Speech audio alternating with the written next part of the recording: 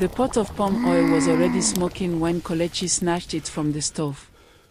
Chidinma barely had time to raise her arm before the boiling oil left the pot and crossed the space between them, and then there was no more kitchen, no more evening, no more Tuesday, only heat, sudden and total, eating into the right side of her face like something alive.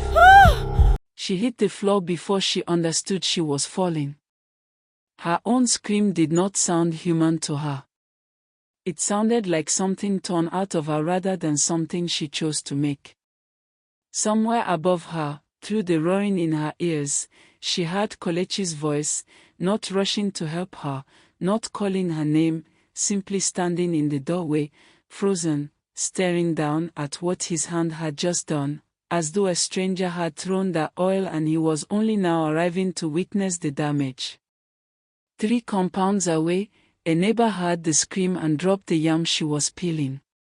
By the time anyone reached the Okoye kitchen that night, Chidinma was still on the floor, one hand pressed uselessly against a face that no longer felt like her own, blood and blistered skin already rising beneath her fingers, her mind holding on to only one clear thought as the room spun into darkness: he did this on purpose.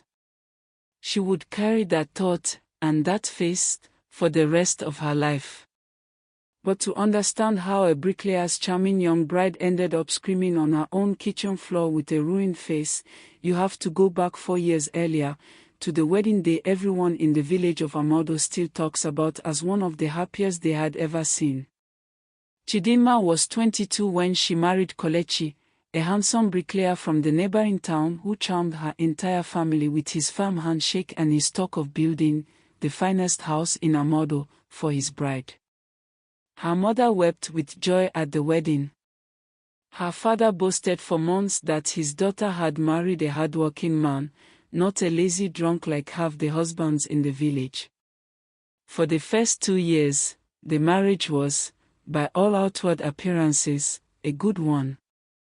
Kelechi built them a modest 3-room house with a corrugated zinc roof, the envy of many young couples in Amaudo. Chidinma sold tomatoes and peppers at the market, and in the evenings, she would rush home to prepare his favorite soup before he returned from work, humming to herself as she cooked, believing, as young wives often do, that she had found the life she was promised. But charm, as many women in Amaudo would later say quietly among themselves, is often just patience wearing a mask. The first time Kelechi raised his voice at her was over something small, a plate of soup that had gone cold because she'd stopped to help a neighbor carry water.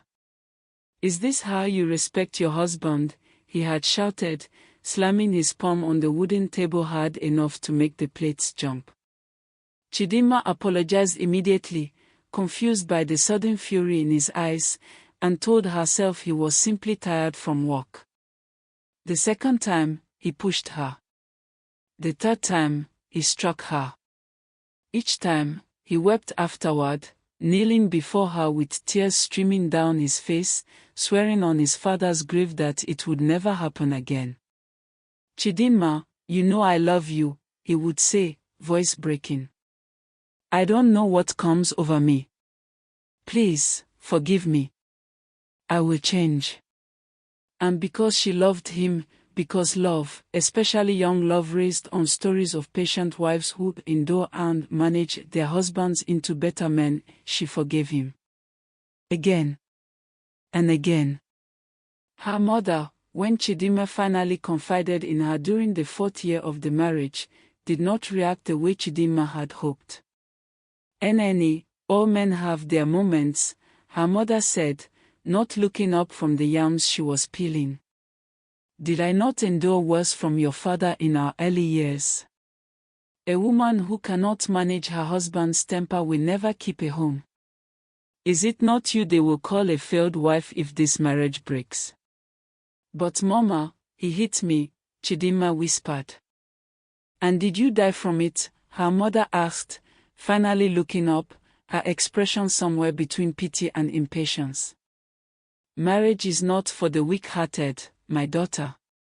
Pray for him. Cook well for him. Give him no reason to be angry. Chidinma left her mother's house that day carrying a heavier burden than the one she'd arrived with, the burden of believing that whatever happened to her body was somehow her responsibility to prevent. By the 6th year, Kelechi's jealousy had grown into something almost unrecognizable from the charming young bricklayer she had married. He accused her of smiling too long at the tailor who measured her for a new blouse. He accused her of parading herself when she wore a wrapper he considered too bright for the market. He began following her on market days, standing at a distance, watching who she spoke to, timing how long she lingered at each store. "Kelechi, I only greeted Mama Ijoma," Chidinma told him one evening, exhausted, after he'd accused her of flirting with a trader who had simply asked about the price of her peppers. "You know her. She sells beside me every week." "I know what I saw," he snapped. "You think I am a fool? You think because I work with my hands all day that my eyes do not see clearly?" "Nobody said you are a fool," she said carefully, the way she had learned to speak to him now, softly, without challenge, the way one speaks to a sleeping dog one does not wish to wake. "Then stop making me look like one in front of the whole village," he said, and that night, for reasons she never fully understood even years later, his anger finally reached the place it had been heading toward all along, the Tuesday evening you already saw at the very beginning of this story, the pot of palm oil, the scream that carried 3 compounds away, the doorway where he stood frozen instead of helping her. Someone shouted for a motorcycle to rush her to the clinic in the next town, since Amaudo itself had no proper hospital. By the time Chidinma reached the clinic, half the skin on the right side of her face had already begun to blister and burn away. The doctor there, a tired but kind man named Dr. Ojeki, did what he could with the limited supplies available, but he was honest with her family when they arrived. "The scarring will be permanent," he said quietly. "I am sorry. We do not have the equipment here for the kind of treatment this needs." Chidinma spent 3 weeks in that clinic, her face wrapped in bandages, drifting in and out of a pain that medication could only dull, never erase. When the bandages finally came off, she asked for a mirror. The nurse hesitated. "Are you sure, my dear?" "I need to see," Chidinma said quietly. What stared back at her in that small handheld mirror was not the face she recognized. The right side of her face bore thick, uneven scarring that pulled slightly at the corner of her eye and mouth, a permanent reminder etched into her skin. She did not cry. She simply stared, memorizing every ridge and mark, as though her body needed time to accept what her mind already understood, that the woman she had been before that Tuesday evening no longer existed. When Chidinma returned to Amaudo, the village that had once admired her marriage now looked at her with something closer to pity mixed with judgment. "Oh, see her face," she overheard 2 women whisper at the market one morning, not bothering to lower their voices much. "They say her husband threw hot oil on her. What could she have done to make a man that angry?" "There must be more to the story," the other replied. "A man does not just wake up and pour oil on his wife's face for nothing." Kelechi, for his part, told a very different version around the village, that it had been a terrible accident, that the pot had simply slipped from her own hands while cooking, that his wife was clumsy and careless, and that he had suffered greatly nursing her back to health. Many villagers, eager to preserve the image of the hardworking bricklayer they respected, chose to believe him. Even Chidinma's own mother, when she visited, did not ask Chidinma directly what had happened. Instead, she sat across from her scared daughter and said, "Eneni, whatever happened between you and your husband, you must find a way to manage it. A woman with a face like this now, where else will you go? Who else will marry you? You must stay and make this marriage work." It was in that moment, hearing her own mother suggest she remain in the house of the man who had disfigured her, that something inside Chidinma finally, permanently, broke free of its silence. "Mama," she said, her voice steady despite the scarring that made speaking still slightly painful, "he did not sleep. He threw the oil at me on purpose. And I will not spend the rest of my life managing a man who tried to destroy my face because he did not like the way I greeted a market woman." Her mother had no response to that. For the first time in Chidinma's life, her mother looked away first. 3 months later, when her scars had healed enough to travel, Chidinma packed a single bag and left Amaudo without telling Kelechi where she was going. She traveled to Enugu, where a distant cousin, Adis, no relation to the woman from the earlier story, simply a cousin who shared the common name, took her in without asking too many questions, only saying, "Stay as long as you need. Heal first.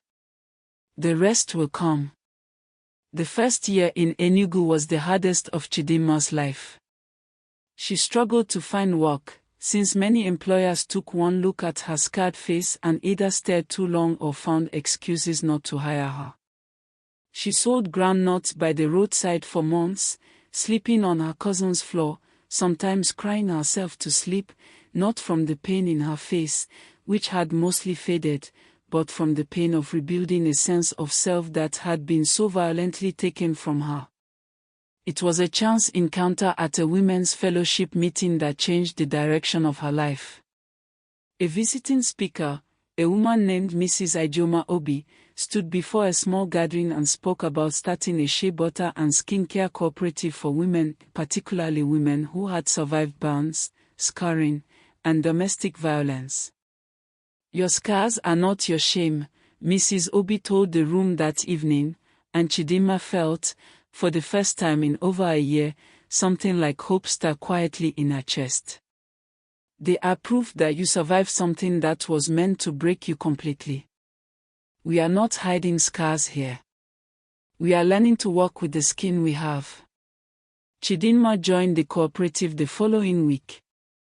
She learned to formulate raw shea butter blends, natural oils, and healing balms specifically designed for burn scars and skin damage. Ironic, she would later reflect, that her life's second chapter would be built around healing the very kind of wound that had once nearly ended her first. She was a quick learner, disciplined, and, perhaps because of what she had endured, deeply passionate about the women who came through the cooperative's doors carrying their own hidden scars, visible and invisible alike. Within 4 years, Chidinma had saved enough to open her own small shop in Enugu, Chidinma's Glow, a modest storefront that sold her own line of scarcare balms and skincare products.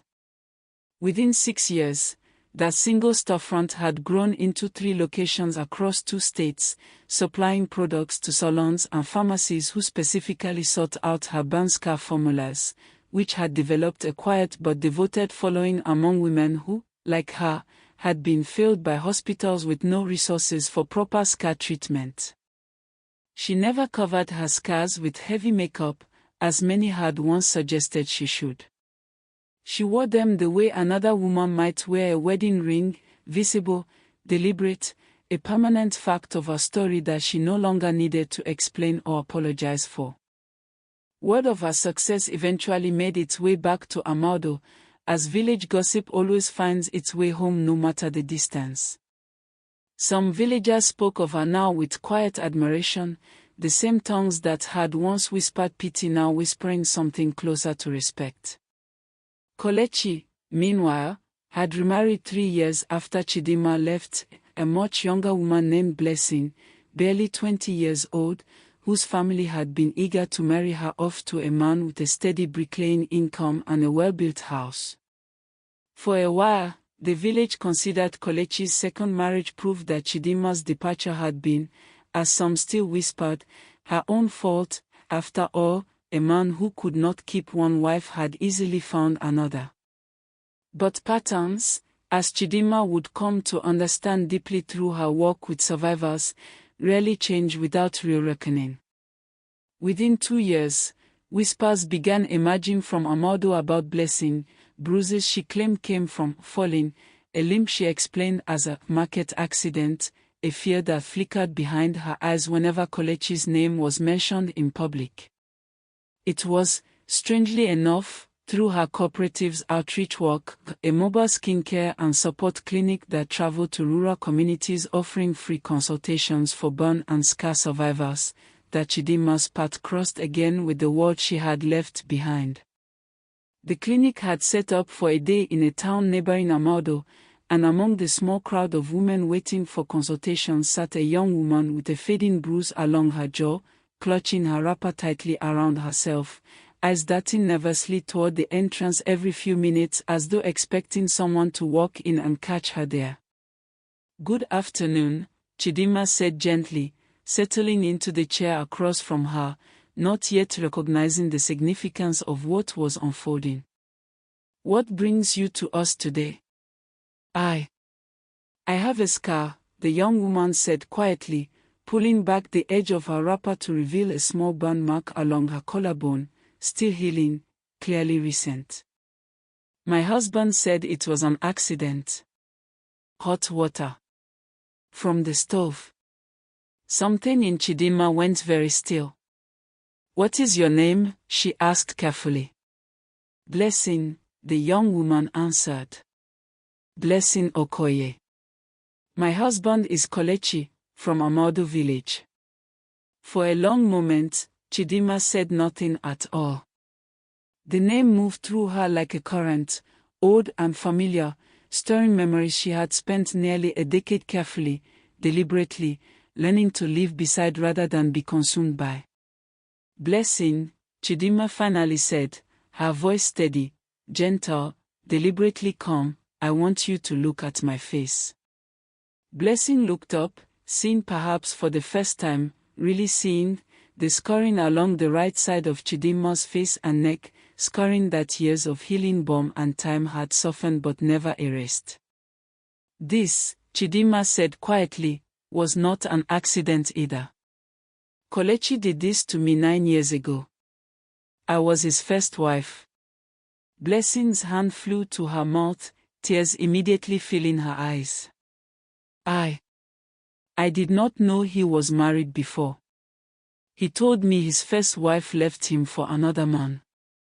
He said. He lied," Chidinma said simply, without anger, without triumph, only the quiet weight of a truth finally spoken aloud to someone who needed desperately to hear it. "He poured hot palm oil on my face because he accused me of laughing with a soldier at the market. I never touched another man. I nearly died from the burns. And when I left him, he told the entire village a different story, the way he has clearly told you a different story too." Blessing wept openly then, nearly a decade of Chidinma's own buried grief mirrored suddenly in a stranger's face, and in that moment, Chidinma understood, with a clarity that settled deep into her chest, exactly what the true shape of her revenge would be. It would not be confronting Kelechi. It would not be humiliating him publicly, though the temptation, if she was honest with herself, whispered briefly in the back of her mind. It would be this, sitting with his second wife, offering her the exact information, resources, and quiet strength that no one had offered Chidinma when she needed it most, the chance to live before 9 years and a ruined face became the price of staying. "Blessing," Chidinma said, taking the younger woman's trembling hands into her own scarred ones, "I am not here to tell you what to do with your marriage. That decision belongs to you alone. But I am here to tell you that you are not clumsy. You did not fall. The water did not simply boil over onto your skin. And if you ever decide you need somewhere to go, my door, and every door of every woman in my cooperative, is open to you. No questions asked. No judgment given." Blessing left the clinic that day with a small jar of skincare balm, a folded piece of paper with Chidinma's contact information written carefully in the corner, and, for the first time in 2 years of marriage, a name for the fear she had been carrying silently. 3 months later, Blessing arrived at Chidinma's shop in Enugu, one small bag in hand, having left Amaudo in the early hours of the morning before Kelechi awoke. The two women never spoke publicly about what connected them, respecting a quiet, unspoken understanding between survivors who did not need an audience to validate what they had endured.